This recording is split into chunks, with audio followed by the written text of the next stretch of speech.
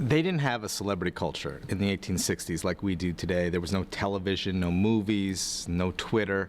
But if there was a celebrity in that era, John Wilkes Booth would have been one of them. He came from one of the most famous acting families in America. He himself was a popular actor in his late 20s who was widely known.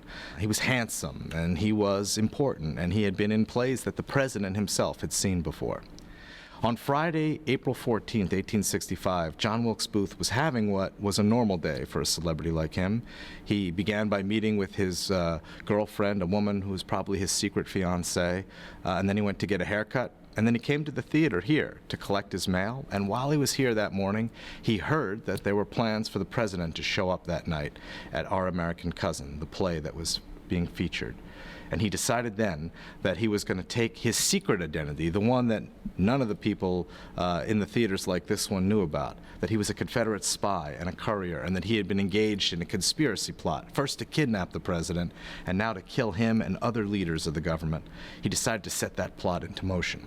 So he spent the rest of the day furiously preparing the details. He rented a horse. He met with the other co-conspirators. He reminded them of the plan to assassinate the president, the vice president, and the Secretary of State almost simultaneously.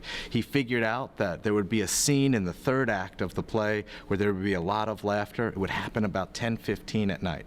He came back to the theater. He looked over the passageway outside the state box where the president and his guests would be. It seems that he probably drilled a hole into that passageway so that he could see into the box better, and he prepared to barricade himself into it after what he thought would be a fight with one of the presidential guards. And then the play unfolded. The president and his guests arrived late. Booth came even later. He knew when he wanted to strike, but he was admitted to the box relatively easily. The people in this balcony who would have seen him wouldn't have been surprised at all. He was a famous actor. The presidential servant who was seated outside the box had no problem admitting someone as popular or well-known as John Wilkes Booth. And it turned out that the police detective who was supposed to be inside the box wasn't there at all. He had gone over to a nearby tavern to get a drink. There was no Secret Service back then. They didn't have an expectation that presidents would be guarded in that way, and he wasn't. The president was essentially unprotected that night. And Booth waited.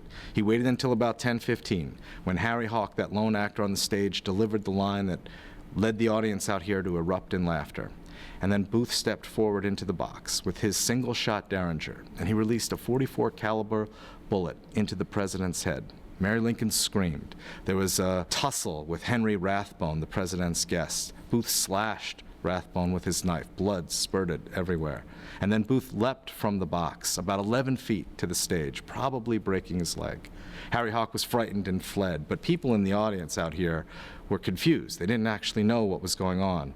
It seems that Booth shouted out to them, "Sic semper tyrannis," thus always to tyrants. He thought of himself as a Brutus who was slaying a Caesar. He thought of Lincoln as a dictator who had ruined the country, and he was avenging, in his perspective, democracy itself. And then Booth fled out of the theater into the alley where an unwitting boy was holding his horse, and he got on that horse and he fled from the city over the Navy Yard Bridge, the only bridge that wasn't being protected properly that night. And what began next was a 12-day manhunt, the most gripping and dramatic in American history.